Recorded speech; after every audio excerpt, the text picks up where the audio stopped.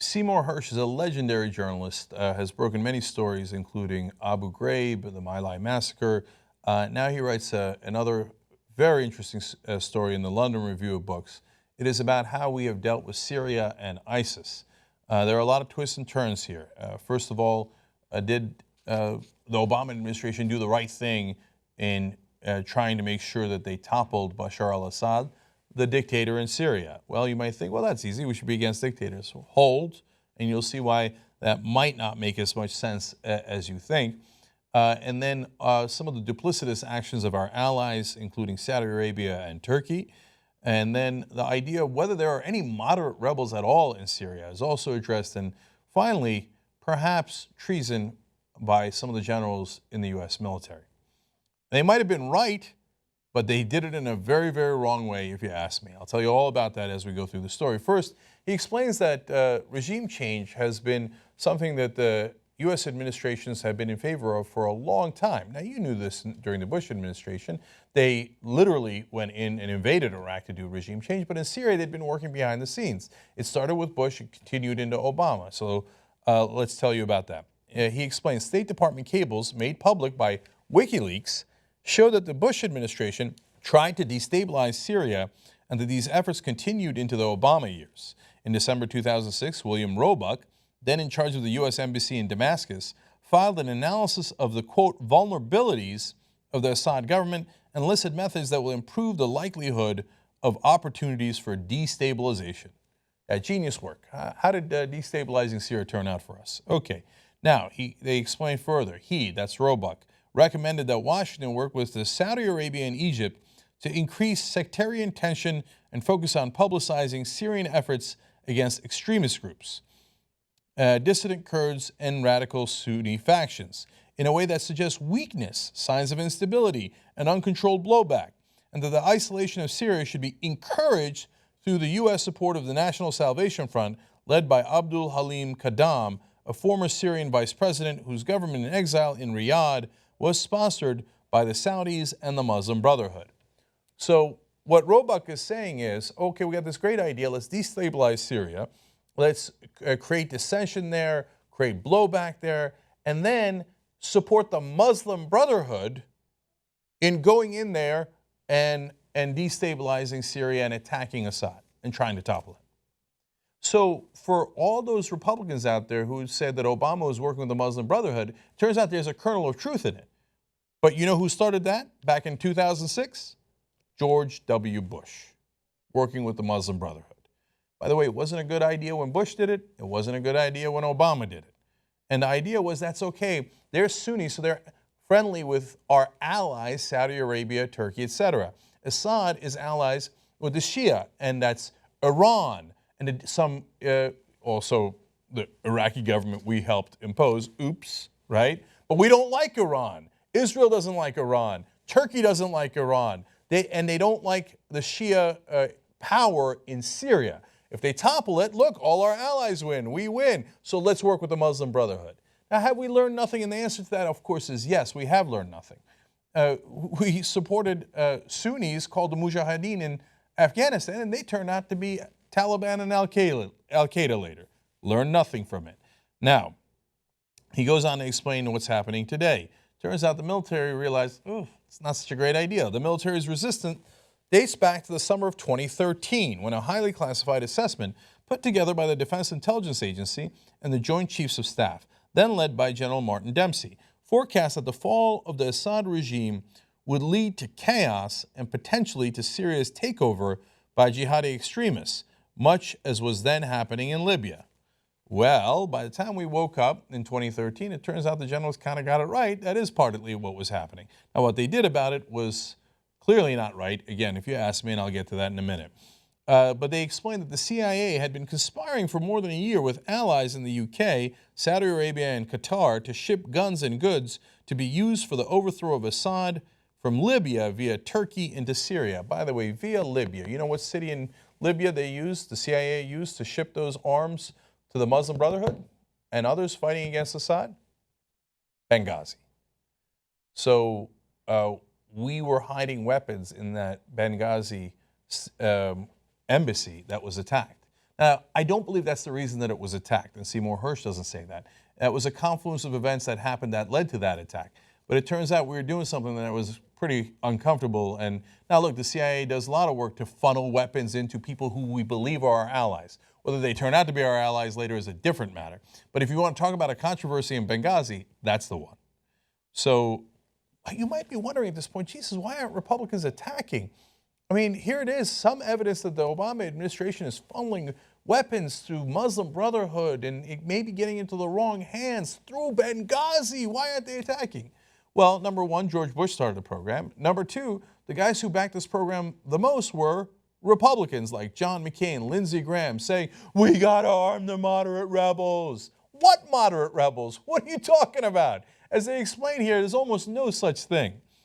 Now, we go to that. And our allies, what was their role in this? The new intelligence estimates singled out Turkey as a major impediment to Obama's Syria policy. The document showed, the advisor said, that what was started out as a covert U.S. program to arm and support the moderate rebels fighting Assad had been co-opted by Turkey and had morphed into an across-the-board technical arms and logistical program for all of the opposition, including Jabhat al-Nusra and Islamic State. The so-called moderates had evaporated, and the Free Syrian Army was a rump group stationed at an airbase in Turkey. The assessment was bleak, and there was no viable moderate opposition to Assad, and the U.S. was arming extremists. Al-Nusra, by the way, is a branch of al-Qaeda, and Islamic State is ISIS. Can we say oops loud enough? When are we going to learn? When we pour in weapons to some area, it doesn't go to the people that we intend. And there's a thing called blowback. Apparently, we're never going to learn that lesson. Okay, now, how about these so-called moderate rebels? The Pentagon acknowledged in September that only 4 or 5 of its recruits were still battling Islamic State. A few days later, 70 of them defected to Jabhat al-Nusra immediately after crossing the border into Syria. So we're training these moderates in Turkey and some other small pockets, and they're like, all right, here we go. They get into Syria, and they're like, kidding, we're al-Qaeda. 70 of them. How many do you have left? After all that training, and we're going to arm the moderate rebels. How many moderate rebels left? 4 or 5. Can you imagine a policy that's more disastrous? Okay. At the end of 2014, Jürgen Todenhofer, a German journalist who was allowed to spend 10 days touring ISIS-held territory in Iraq and Syria, told CNN that the Islamic State leadership are, quote, all laughing about the Free Syrian Army. They don't take them serious. Now, unrelated to this story, this week, one of the so-called moderate rebel leaders was killed. Unclear who killed him, but there's a lot of bombings going on, including the Russians. And the story talked about, well, his group was fledgling anyway. Why? Because they couldn't get funding from the Saudis. The Saudis were funneling most of their money throughout this venture to al-Nusra, the al-Qaeda affiliate, and ISIS. Now, the Saudis have realized their mistake. Oh, no, we created a Frankenstein, and it turns out ISIS isn't just going to battle our enemies. They want to take over Saudi Arabia. They want to battle us. To which I say, of course, of course. How many Frankensteins do you have to create before you realize sometimes they ransack the village? So they've woken up to that, but a little and way too late. Now, Seymour Hersh continues to explain, American intelligence had accumulated intercept and human intelligence demonstrating that the Erdogan government in Turkey had been supporting Jabhat al-Nusra for years and was now doing the same for Islamic State. Oops. That's our top ally in the region, or one of our top allies, and the second largest army in NATO.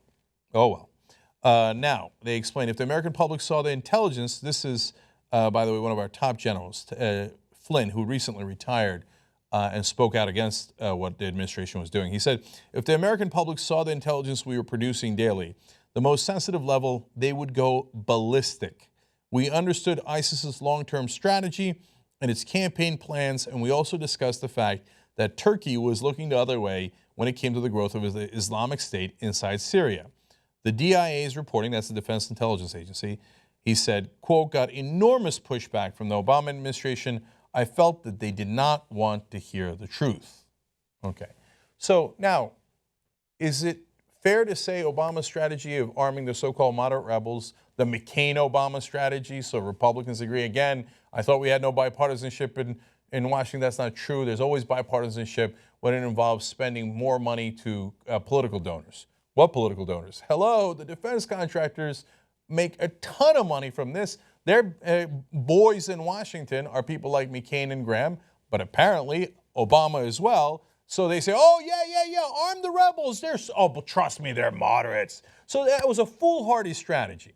And had I known all the details at the time, and nearly impossible to have the same sources that Seymour Hersh has, and he comes out with a story years later, would I have said, hey, let's be a little cautious here? Yes. In fact, on the program, I've been saying for a long time. Now, we've had many interesting discussions and debates about what we should do with Syria, and that's not an easy question. And at times I thought the Assad government was so disastrous, and he's killed hundreds of thousands of people in Syria, so it's not an unworthy effort to try to topple him. I get that. But we have said all along on the program, what moderate rebels? In the middle of a vicious civil war, you're going to find moderates to arm? We should be very careful about who we send weapons to. Okay. Now, that is a different question as to whether it was the right policy than the question of whether the U.S. generals should follow it. We live in a democracy. Our president is the commander-in-chief. Yes, the generals are supposed to follow their orders. Well, as it turns out, they decided not really. They decided to circumvent him in a way that I believe does border on treason. Will anything be done about it? No, I'll tell you why they won't do anything at the end. But let's give you the details now. They said, our policy, this is former Joint Chief Staff Advisor. He said, our policy of arming the opposition to Assad was unsuccessful and actually having a negative impact. The Joint Chiefs believe that Assad should not be replaced by fundamentalists. Okay, perfectly valid opinion to have. They run it by the president. The president says, I disagree. So that's when you go and execute the president's decision. In this case, they did not. The Joint Chiefs felt that a direct challenge to Obama's policy would have had a zero chance of success. So in the autumn of 2013, they decided to take steps against the extremists without going through political channels by providing U.S. intelligence to the militaries of other nations on the understanding that it would be passed on to the Syrian army and used against the common enemy, Jabhat al-Nusra and Islamic State. Again, the generals want to fight al-Qaeda and ISIS, wonderful. But if the commander-in-chief says, yes, we will fight them, yes, we're going to drop 9,000 bombs on them, as we have, but we're also fighting Assad, so you will follow my orders. And they go, not really. I don't want to do that, so I'm not going to fight Assad. In fact, I'm going to get him intelligence so that he could fight against our common enemy. I'm going to help Assad. If that's not treason, I wonder what the definition of treason is. When you say, I'm a general in the U.S. Army or U.S. military, I'm not going to listen to the commander-in-chief. I'm going to do whatever I want. Okay. Hersh explains, there was no direct contact between the U.S. and the Syrian military. Instead, the advisor said, quote, we provided the information, including long-range analysis on Syria's future, put together by contractors or one of our war colleges, and these countries could do it with what they chose, including sharing it with Assad. We were saying to the Germans and the others, here's some information, and that's pretty interesting, and our interest is mutual. End of conversation. You think you're being clever. I don't think it's clever at all. I think it's obvious what you're doing, which is helping the Syrian dictator Bashar al-Assad, which your commander-in-chief told you not to do. So we go further. The former Joint Chiefs of Staff Advisor says, we worked with the Turks we trusted who were not loyal to Erdogan, got them to ship the jihadists in Syria all the obsolete weapons in the arsenal, including M1 carbines that hadn't been seen since the Korean War, and lots of Soviet arms. It was a message Assad could understand. Quote, we have the power to diminish a presidential policy in its tracks. So this is the deal that they had set up with Assad, behind the president's back. They said, hey, we're going to get you the intelligence you need, trust us, we're going to get it to you through the Germans and the other allies that we have. And one of the ways that we're going to give you an assurance is instead of funneling good weapons, as we have been through Turkey, now we're going to send crap weapons to your opponents and it's basically going to blow up on them. So that is a sign of good faith that you can trust the U.S. generals to be on your side, even though our president says we should be fighting against you. That is a direct betrayal. Okay, so the JCS, Joint Chiefs, could conclude that something beneficial would arise from it, but it was a military-to-military thing and not some sort of sinister Joint Chiefs plot to go around Obama and support Assad. It was a lot cleverer than that. If Assad remains in power, it will not be because we did it. It's because he was smart enough to use the intelligence and sound tactical advice we provided to others. No, you can say that all you want, and that's that advisor talking. That's part of the Joint Chiefs. But that is exactly what it is. You admitted that it was a plot to go around Obama to provide intelligence to our enemies. Now, I know Syria's complicated, and if you had me in that room and trying to decide if you guys were right, I might have agreed with you.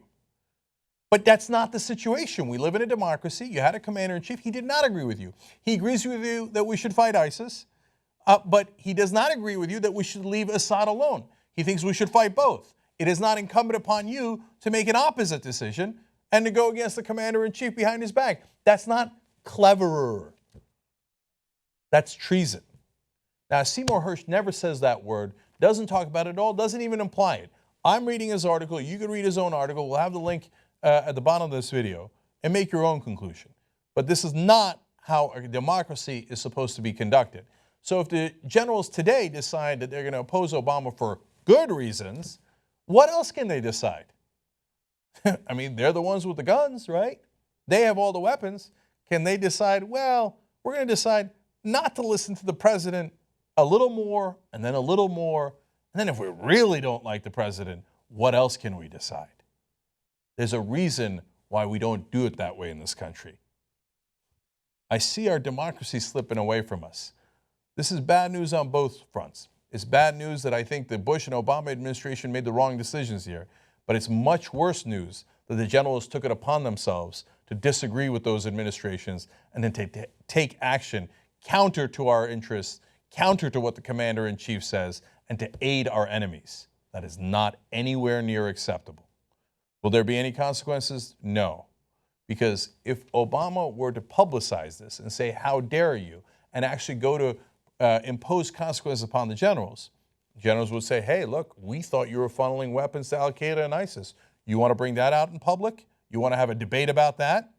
Well, Obama doesn't want to have that debate, so he won't do a damn thing about this. But it isn't about Obama. It's about our former government. Somebody should do something about it, but unfortunately, as usual, they won't, and this will continue to build behind the scenes.